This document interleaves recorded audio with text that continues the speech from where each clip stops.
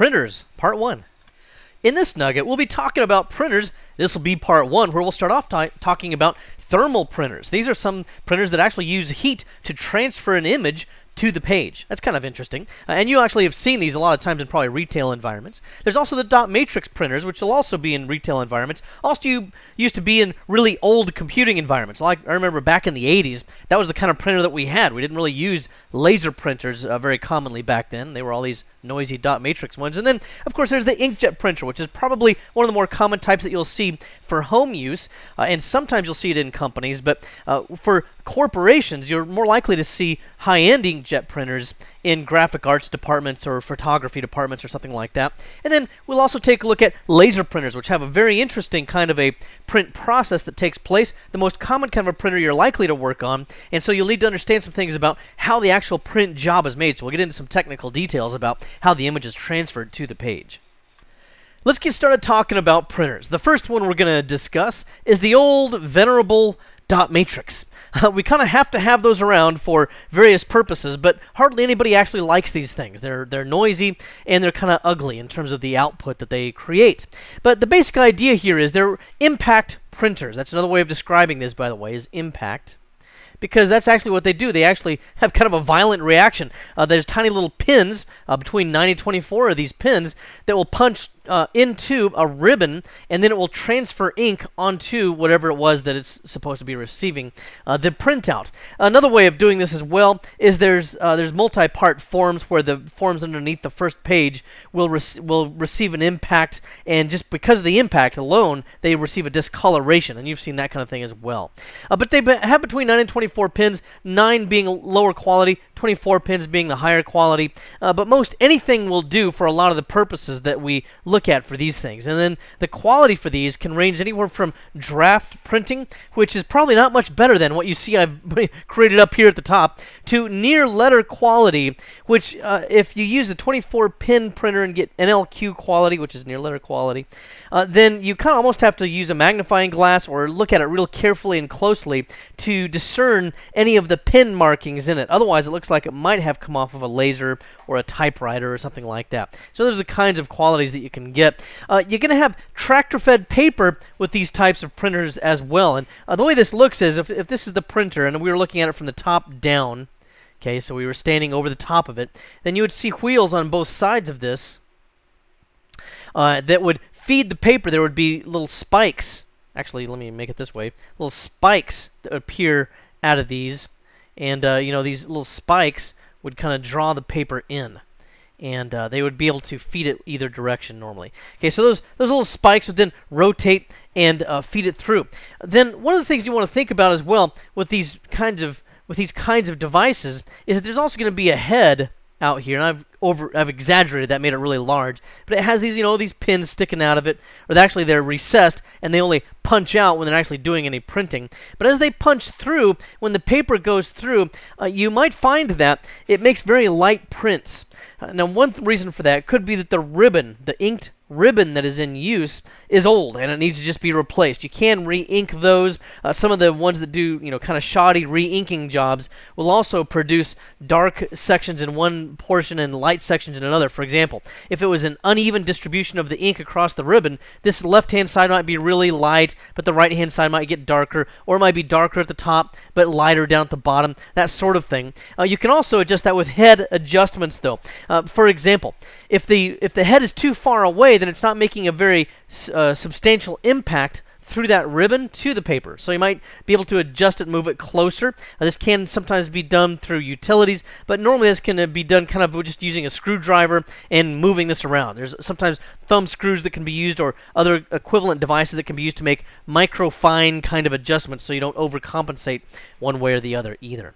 Now, another reason why you might want to make the adjustment is because on the surface it might look like it's just fine, but as we'll see here shortly here, it can also be used for multi-part forms so that you can print out a document one time, but it maybe prints it out in triplicate or quadruplicate or 5 duplicate. How many is 5 copies. I don't know. Anyway, print 5 copies. Well, if it's not striking the surface hard enough because the print head is too far away, then the last copy will either be blank or not visible, really not very visible. These are also very noisy. A lot of times, the heavy-duty ones, these especially, that are high volume, probably have their own cabinet, which has some kind of sound, not soundproofing, but sound insulation to make them a little bit more tolerable as well. They're also potentially very dusty, and it's largely because of the violent reaction of the heads hitting the paper. A lot of times they'll create a lot of dust in their work environment. But as I said, they're good for multi-part forms and retail environments where, you know, you go to the auto parts store and you buy a new car battery. Well, they may print out this for you. They might keep a copy of it for themselves for warranty purposes, and they might give you a copy. The bank that I use, I go to a bank that still also uses dot matrix printers. Anytime I deposit a check, they print out a receipt for me using one of these dot matrix printers as well. Let's also take a look here at thermal printing. This is normally going to be using something like a wax-based ribbon. And what happens with these is, as the paper goes across, then the pins that are on a head, it's a thermal head, will just melt wax onto the paper. Now, you've all seen these as well, because this is normally what you'll get at, you know, you go to Walmart or something and you get a receipt. Well, that's the kind of thing it's printed out. You'll see that these print very fast and quiet, and that's one reason why they're also good for retail environments. They're very undistracting that way. But they use that kind of waxy paper. They're just kind of flimsy, very thin, waxy paper. And keep in mind, this is important, it is non-archival paper. So if you have a business where you're buying something from a retail outlet and that prints out for you on this waxy paper, then it's not archival. So for auditing purposes, some number of years in the future, chances are that when you go into your files and pull these receipts out, they're going to be either very, very faint or completely blank. In fact, my dad's passed away years ago now, but I remember years back, he brought to me like a shoebox full of receipts because he was trying to work out some housing costs that he did for tax purposes or something like that, and he built his own house. So he was saying, can you read what these receipts say? Because he had, you know, not too good of eyes back then. And I looked at him, I said, Dad, you're handing me blank sheets of paper here. I don't have any idea what these things are for. I'd probably have to give these to, you know, Grissom on CSI for him to use some kind of a technological miracle or something to pull these things out. So the moral of the story there is, if you have important receipts that you might need to keep years into the future, you probably will want to make copies of them before you archive them. And then also, again, as I said, they're used mainly for retail applications because they're relatively inexpensive, they print very fast, and they're relatively quiet. Then as we look at the additional types of printers that we have remaining, one of those would be an inkjet printer. And as you can kind of tell, I'm moving up from the most obscure printers that you would use to probably the more common ones, inkjet and laser being the last two. And then with these, they're just going to use liquid ink. And the key here is, how in the world do they get just kind of messy liquid ink onto the paper neatly? Well, what they basically do is they create an explosion and spatters it onto the page. A couple of different ways that are happening. Canon engineered a way of doing this using a bubble. And what happens is the ink goes to a head. The head, in a certain portion of it, heats up super hot in just a fraction of a second. And it all happens so fast that it creates an actual bubble on the end of the head, and it splatters onto the page, which sounds very messy, but amazingly enough, they can make some very neat images with this. Everybody else, including Epson, normally uses just pressure to squirt the ink through the nozzles, and this is an extremely precise manner. It also uses several different colors to make this happen: cyan, magenta, yellow, and black, or CMYK. And these colors, in some various formats, will produce just about any color that you can visually discern. Some printers, especially, I've got a printer that's a very high-end photographer's printer. It uses several different shades of some of these colors for various subtleties and transitions in colors, so they can't get to be quite elaborate. The individual dots that wind up on the paper, care to venture a guess how big they are? On the higher level ones, they're somewhere between 3 and 4 picoliters. How big is a picoliter? A billionth of a liter. Wow. So that's how big the individual little dots are. But a very, very precise method used for putting them on the paper. These generally will use 4 color. That would be the cyan, magenta, yellow, and black. 6 colors, where you might have a couple of additional colors in there. For example, one of my other printers, actually it's right behind me. I'm going to lift the cover up and look at it. It's got yellow, cyan, magenta, photo black, like for glossy prints, like something like that. Matte black, which is used for more of a matte, non-reflective paper. Red, and blue. Okay, so it's got several different colors there. The actual colors themselves will be 1, 2, 3, 4, 5 different colors. Okay, if we include just red and blue as well. The reason why it includes red and blue is to give it a more vivid appearance, so very bright colors.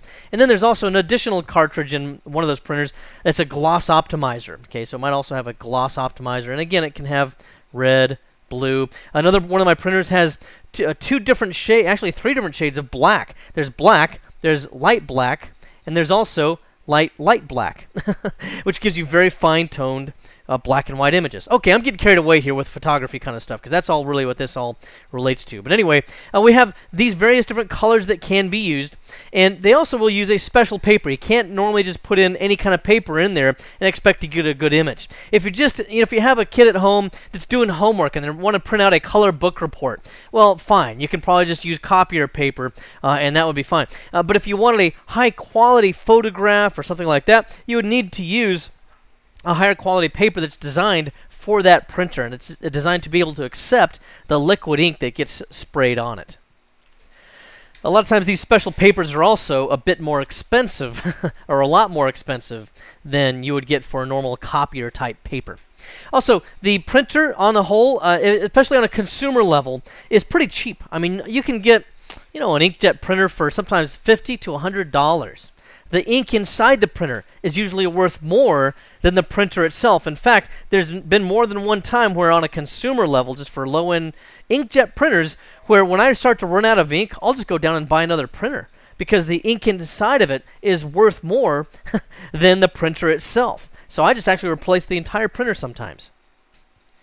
Now, although the printer itself might be cheap, the ink is expensive. And this is usually where these manufacturers make their money.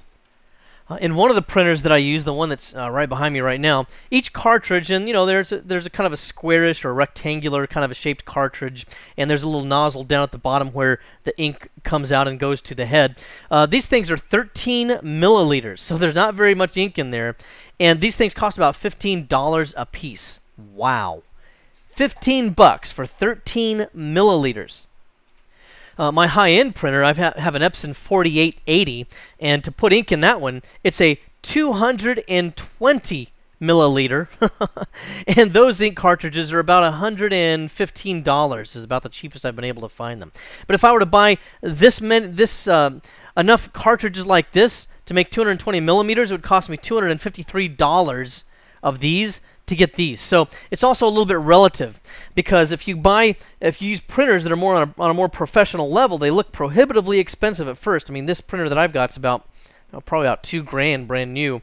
But over time, the ink savings on high volume printing is much less expensive. In other words, it's probably going to be close to half the cost of something like this. Also, the printers on this other one, actually I'll show you some pictures here in a moment. The photographs printed on this one that uses the larger cartridges are superior, and it can use paper that comes in rolls. And when it comes in rolled paper, the paper itself is also about half the price as I would pay for cut sheet paper.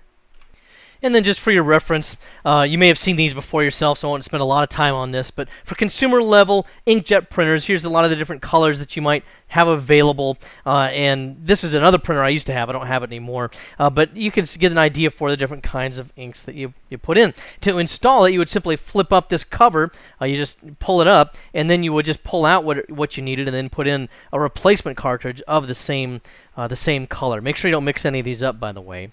Also, when you do replace these inkjet cartridges, there's normally some kind of a utility or something, or a menu system on the buttons on the surface of the printer over here further to the right, if I were to access those, that would tell it I wanted to replace a cartridge, and then they would put this head in the location you see it. Otherwise, it might be inaccessible. And then here's just one of the cartridges. They're in a sealed plastic, packet, and then you just rip that open and install it that way. Also, you might not be sure how much ink is in each cartridge. Well, usually you'll have some kind of a utility that comes with the printer that when you install it, it will identify how much ink is in each one of those, and then here we can see how much ink there is left. So that gives you an idea for that. By the way, there's also some debate among people that do a lot of inkjet printing about this, and the question is, when it gets low, it a lot of times will put like a triangular warning symbol on the one that gets to be pretty low, and it says you should replace it. Well, I usually print until that thing won't let me print anymore, or until the print quality suffers, because there's still ink in there that you can use. But if you replace it when the manufacturer says you should replace it, you're going to spend a lot more money on ink. So I think it's just kind of a gimmick sometimes that they try to get you to spend more money. But anyway, that's just my opinion. And then if you work in a shop that has more professional level printers, like in a graphic arts department or something like that, then you might be using something like one of the Epson 9600 series or 9800 series printers, which are 24 inches wide, 44 inches wide. This one's small comparatively. It's a 17-inch wide, but it's still a professional level printer.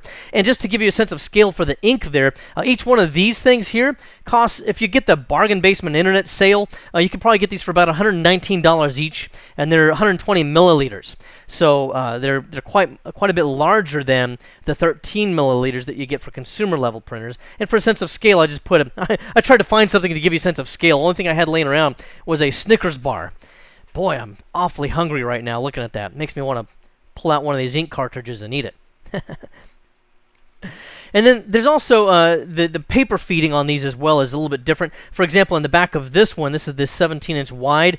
You can see there's a spool there that you can put the printer on. I just printed out my daughter's wedding pictures on these, and this is a roll of 100-foot paper that I put into the printer, and it has a razor blade that drags across and cuts each one for you automatically. So there's pretty high volume printers what this one's designed for. Then you may also run into laser printers, and this is probably actually the most common kind of printer that you would get. It used to be that years ago, if somebody wanted to buy a laser printer, that was like the pinnacle of computing. That was just the highest level printer you could get, and gee, you'd have to get a second mortgage to be able to afford one of these things.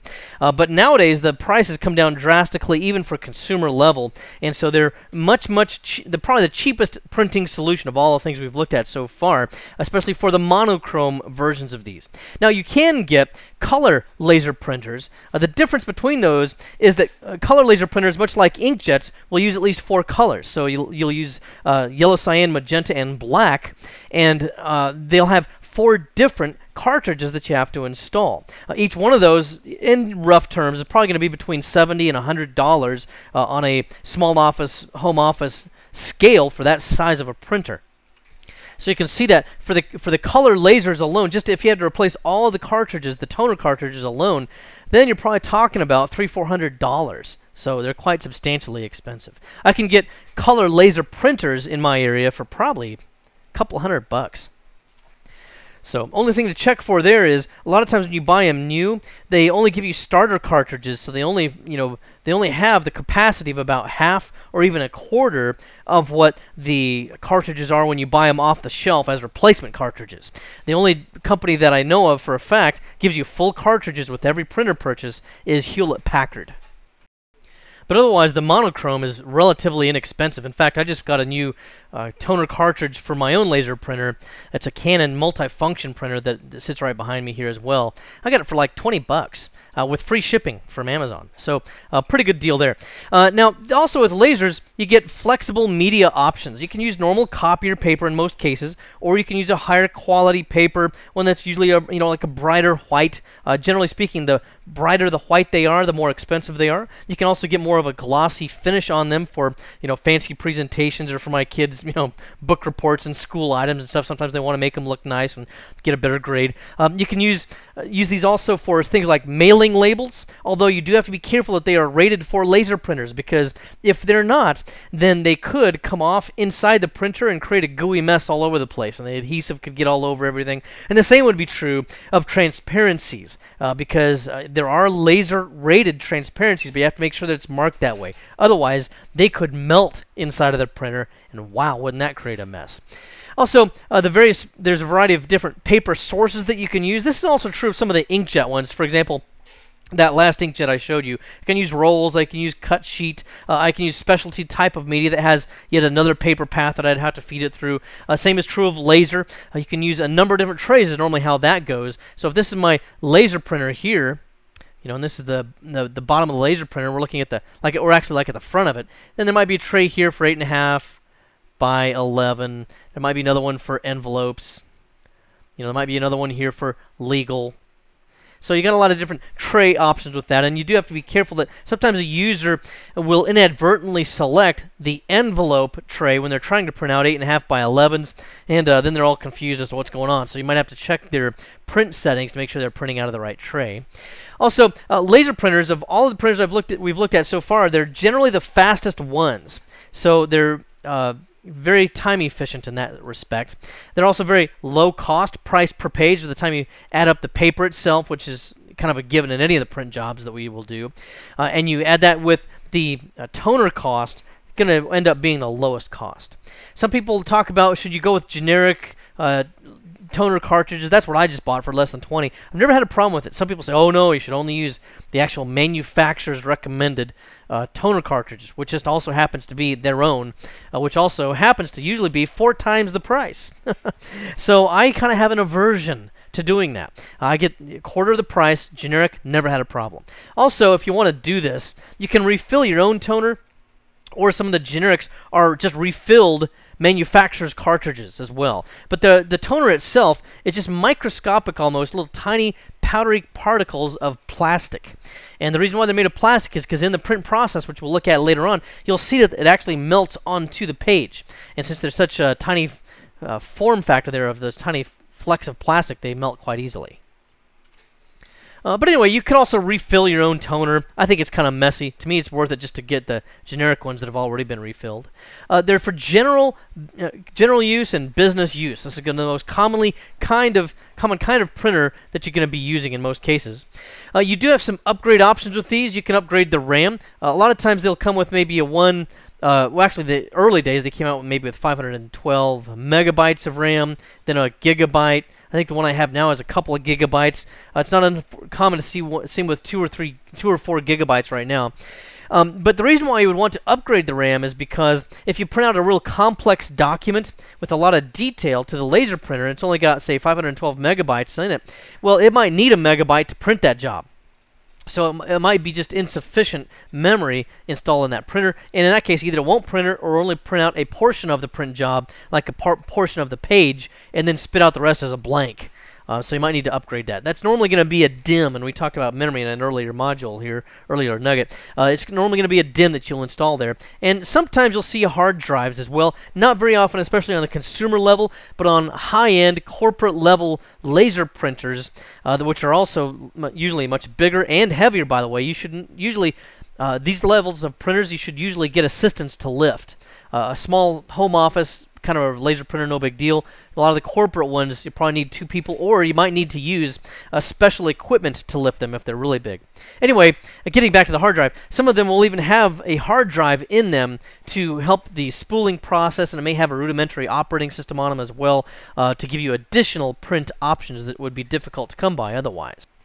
Now, with laser printers, there are 6 steps that occur in the whole process, getting the page from the paper tray out to the exit tray with an image on it.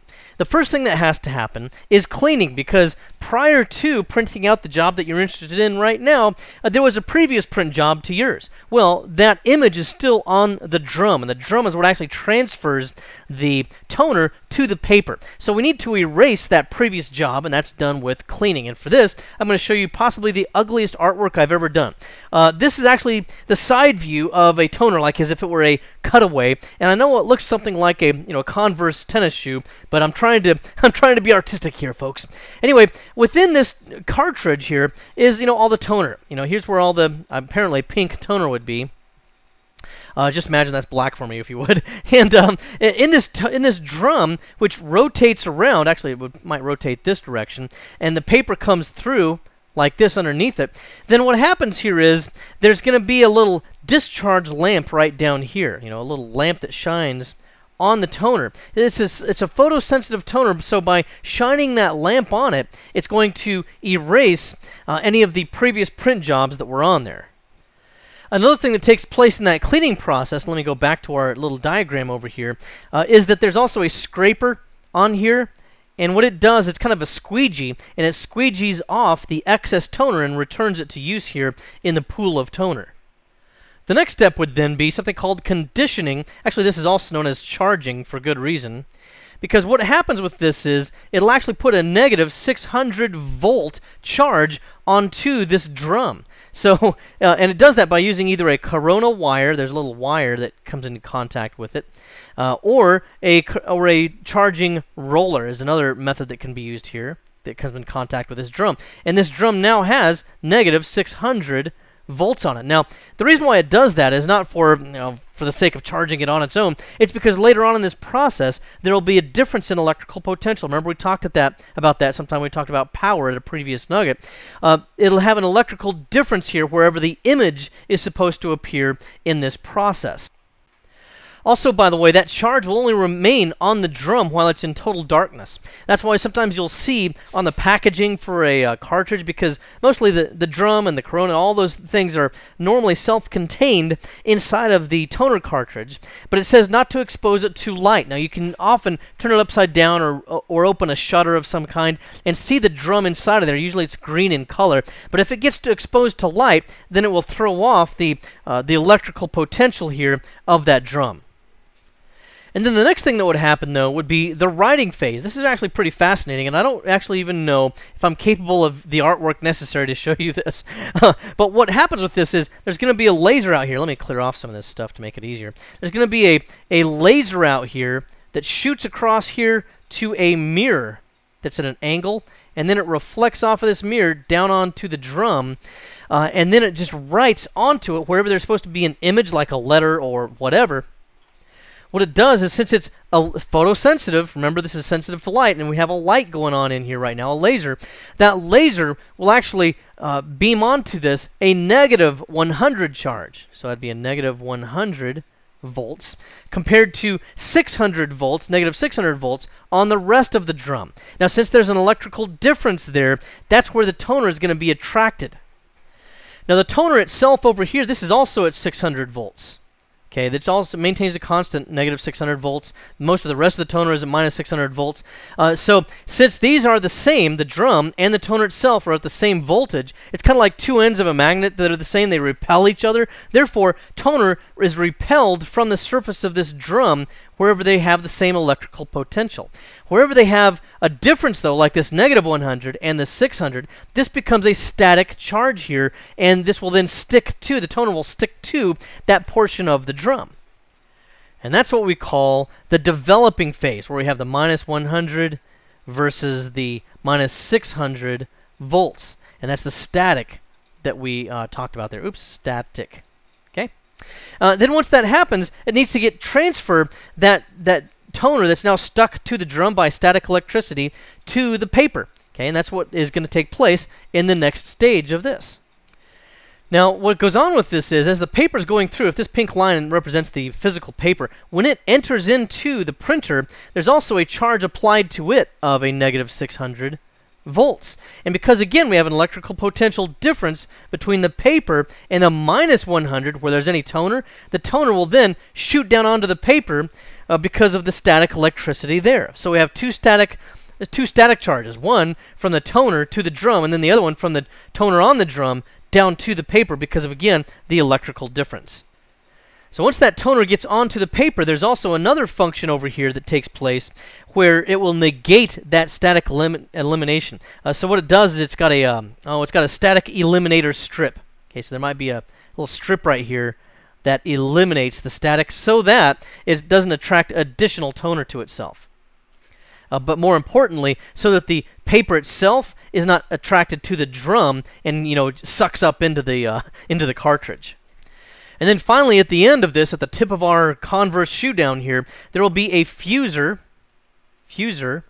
and this thing heats up to 350, 375 degrees Fahrenheit, and it melts the toner onto the paper. That's why when you get something out of the paper, get something out of the printer and it's just freshly been printed, it's still pretty warm. That's because of that fuser. I also want to point out that this is similar with a color laser printer, except that each one of the colors, yellow, cyan, magenta, and black, will be applied to the toner separately while the paper is being fed through. And then, in similar fashion, the paper will be at a different electrical potential than the drum and the toner on the drum, and it'll suck the toner onto the paper as well. Except that the difference here is going to be not only that we have more cartridges for the toner, but also that the drum is not in each one of the cartridges. It's usually a separate unit of its own that also has to be periodically replaced on its own. So that also adds to the expense of a color laser printer. In this nugget, we talked about printers. This was part one, where we started off by talking about thermal printers. And you've seen the output of thermal printers every time you go to probably the grocery store, the convenience store, Walmart, places like this, because in retail environments, they print those out on the waxy paper that we talked about. There's also the dot matrix printers. This is what the kind of printer you could get when I first started getting into computing. And they were very noisy, and the output was not very clear, and they required some high maintenance at times. But they still have their purposes even now, especially if you need to print something in multi-part forms. Then we also talked about inkjet printers or ink dispersion printers. This is where, of course, it uses heat to explode a bubble or just pressure to squirt ink onto the page. And then we also talked about the fact that you might see those in home office uses or in personal use, but if you work in a large graphic arts department or for larger corporations that have a high-end inkjet, this may also apply to plotters to some degree, then you probably will have, big ink tanks and some other things to keep in mind with these types of printers. There's also the laser printer, which is probably the most common type that you're going to see, and it was important for us to look at how the print process takes place. You're going to see that what we learned there about how the image is transferred to the page is going to come in handy when it comes to maintenance and troubleshooting of printers that we'll talk about in the next nugget. Well, I hope this has been informative for you, and I'd like to thank you for viewing.